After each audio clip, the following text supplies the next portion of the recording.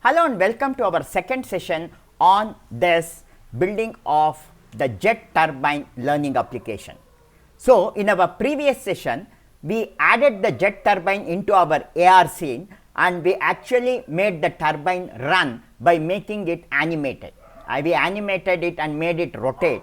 And in this session, what we want to do is we want to add a user interface so that the user can make every part visible or invisible. He can hide or show every part and thereby understand the different parts of this turbine. So, the first thing what we need here is to build the user interface. So, let us now start. Now, in this Unity Hub, already I have created this jet turbine project. I will click on this jet turbine project and I am going to open it. Now, the project is open, and once the project is open, you already see that this jet turbine project is already open here. Now, the first thing I want to do is, you already know that when you want to build a user interface, the very first component we have to add is the canvas. So, we start with a canvas. Canvas is like an artboard on which we are going to place all our UI element. So, for this I will come over here, right click, and I will come to UI elements, and in this I am going to add the canvas. And as soon as I add the canvas, another component called event system gets added automatically, and I am going to call this canvas as UI underscore canvas. And the very first component I am going to add here is buttons. So, to add buttons, I will right click on this UI canvas, and Unity has some inbuilt very good buttons. We are going to use the inbuilt buttons of Unity, and for that I will come to UI, and in UI you have button text mesh pro. In our previous session we actually created buttons from images, but here we are going to use the button component of the Unity itself. So, I will choose this UI button text mesh pro, and as soon as I click on this, you get one box, information box, which is asking you to import TMP essentials. So, this is using TMP, stands for text mesh pro. Text mesh pro is actually a component in Unity used to render text or fonts. So, here it is asking us to import some libraries that is needed for the text to display correctly. So, here click on this import TMP essentials, and it is going to import. Then it will create a folder called text mesh pro in your assets folder, and it also asking import TMP examples and extras. This is right now not needed. So, I will close this box, and now I have the button added here. Now, I will come to this jet turbine, open it, and in turbine root I will open the root, and here these are all the components that are present inside this turbine, and I am going to start from bottom to top, and the first component I want is this clamps. So, for this clamp I will select this button, press F2, and I am going to call this as clamps underscore btn. I am giving the name it as clamps underscore btn, and if I open this, there is a text TMP component, and selecting it, if I come to the property here, in the text input I am going to type the name of this clamps, and now I will come to game view to see how it is appearing. It is now right at the center of the screen, but I doesn't want this to be in the center of the screen. I want it on the bottom end. All these buttons should be placed at the bottom. So, for this what I will do is I will select this clamps button component. Selecting this clamps button component, now I will come to the right hand side, and here you have an alignment button here. So, when you click on this, if I press Alt on my keyboard, it will change into alignment, and I will choose this bottom right option here, and when I click on it, you can see my clamp button has come to the bottom right corner. Now, what I will do is, for this clamp to be aligned correctly, I will slightly move it to forward. I will come back to scene view, and I am going to double click this UI canvas, so that I will see the entire canvas. With Alt pressed with left click, I will rotate this canvas and I will see this. I will just zoom it a little. If required, with middle mouse I will move it, and now I will select this clamps button. I will move it slightly to right and slightly to top like this. So, I will place the first button here. So, our clamps button is now ready. Now, what should happen when I click on this clamps button? So, if you come to the model, if I click on the jet turbine model here, in this jet turbine model you can see here, if I select the clamps and if I switch it off, you can see the clamps are at the back. So, you are seeing these clamps here, and if I switch it on and off, you can see these are the clamps. I want these clamps to be visible if it is not visible when the user clicks on it, and if it is not visible, it should become visible. That is, these buttons are programmed as toggle buttons. Toggle button means if the display is on, it will make it off. If it is off, it will make it on. So, how to toggle this? We are going to make this toggle by building our own toggle method. And how do we write the method? By using the script. So, for this, we are now going to write a new script. So, for this, I will come here to the scripts folder in assets. I will right click, choose create, and I am going to create a new C# script, and I am going to call this as toggle method. So, I will give it the name as toggle method, and if I click outside, now this script will be now compiled. Wait, you can see here the script is getting compiled. So, once the script is compiled, you have this toggle method.cs script is ready. Now, I will double click to open it in Visual Studio Code. So, once it opens in Visual Studio Code, now here I am just going to write my own function here. I am not going to use either this start or update. So, I will select all these things between this open and close bracket and delete it. Be careful when you delete, do not delete off this closing bracket here, because all your code should be present between this open flower bracket and close flower bracket of this toggle method. And inside this, now I am first going to declare a variable. The variable that I will declare now is public, and this variable is a game object, G capital game object, and I am going to call this as, now I will give it the name as jet component. I will give it the name as jet component, where C is capital, and always remember variables should start with small letter. Now, I will press end it with semicolon. So, I have declared one variable and I require one more variable. When you want to create a toggle switch, you need one variable which is called as a Boolean variable. Boolean variable will have only two values, either true or false.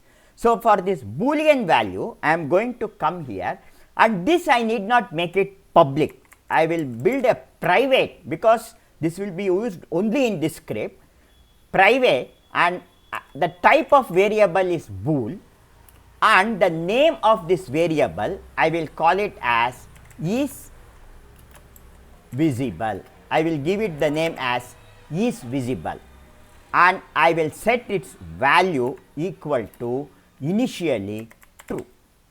So, I have created a private boolean and have named it as is visible and have set its value to true. So, I have created two variables.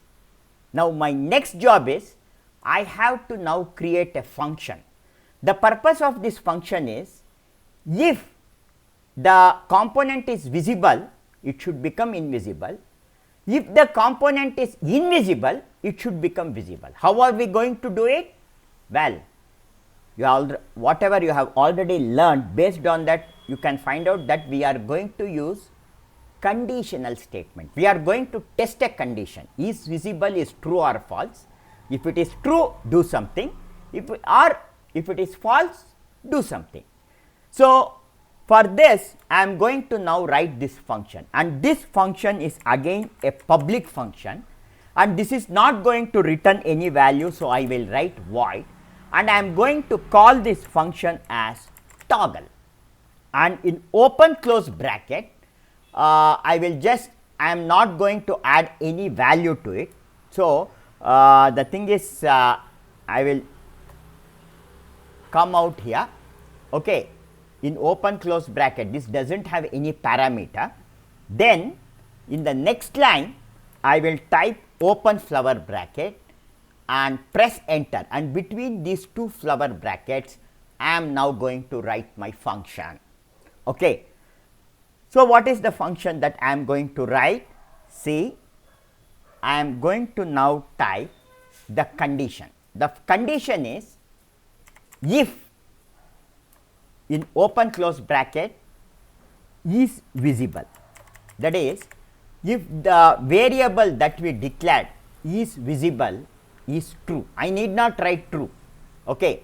If is visible is true, then I will open the flower bracket, and within this flower bracket I will also put this flower bracket in the next line, and between these two flower brackets what should happen when this if visible is true, that is if a component is visible, then what should happen is whatever variable game object we have declared, jet component, this jet component, it has a component called as set active. Set active is a component that is present in your Unity. So, if you come to Unity, if I select this clamp, you have the tick mark here. This is the set active. So, if I off it, it is not set to active. It is set active is false. If it is on, set active is true. So, here I am writing the same in the code here. Jet component, it has a component called set active, and in open close bracket the parameter I am going to give this function is I am going to make it false. That is, if it is visible, then it should become invisible. So, if the tick mark is on, it will become off, and I will end it with colon.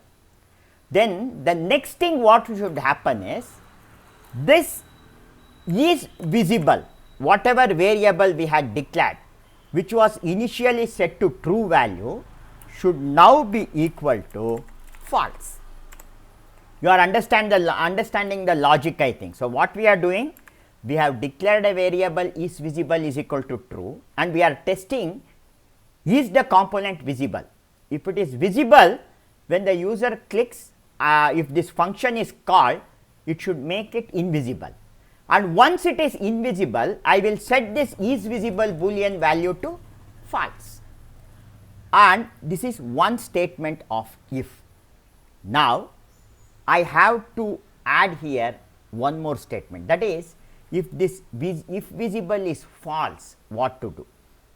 So, for that I need not again write if visible is not is equal to false. I can just type here if is visible is true, this will be executed, or I will use the line keyword else. Else, if is visible is not true, then in else again I will open the flower bracket, and in between the flower bracket I will write the command that should be executed when if visible is false. So, if is visible is false, then I will copy the same two lines from here and I will paste it here, but only thing is now set active will be true and this invisible value will also be true. Okay. So, we have completed our function. So, what we have done? We have written a function which is called as toggle, and what this toggle function is going to do? It is actually going to test whether the visibility of your object is true or false. Now, I will go to file, choose save, and after saving it I will come back to Unity and see, okay, there is some error. What is the error? I will just touch and see it. This set active yes should be capital. I forgot, because this is a method, I have to make it capital. So, because of the spelling error I was getting the error, I will go to file, save it. Now, again come back to Unity here, and now let us check it. Now, see, the script is fine. Okay, now the thing here is, what should happen is, now I am going to select this toggle method and apply it to this part clamp. And after I apply it to this clamp part, then what I am now going to do is, I will drag this clamp game object over here. Okay. Now, the next thing that I want is, I will go to file, choose save. I will come to clamps button, and for this the button component is already added. You need not add the component, because Unity we took it as button. So, this button component is already added, and in highlight color I will choose some green color here, and as you scroll down in this click event, I will add a new click event, and in this object I will drag this clamp. Dragging this clamp, we have attached this clamp with a script called as toggle method, and I am going to call this method toggle. Here for toggle there is no parameter that needs to be applied. So, now I will go to file, choose save, and now let us test this one button. So, I will come here and I am going to play the game, and let us test whether this button is working. So, you have to very closely observe this. I will come to this, see right now you can see here, this is the clamp. I will click on this clamp button once, and now you can see it has disappeared. Okay. Now, I will again click it, it becomes visible. See, you can see here this becomes visible or invisible with the clay. Okay, this logic is working. So, this is how we are able to build. See, this is the way we build our own method and functions to perform a particular task, and we are calling that function, attaching it to a button, and we are executing it. So, we have written a function called toggle in the toggle method script, and this toggle function is called only when the user clicks on this clamp button. So, this is how the logic is working.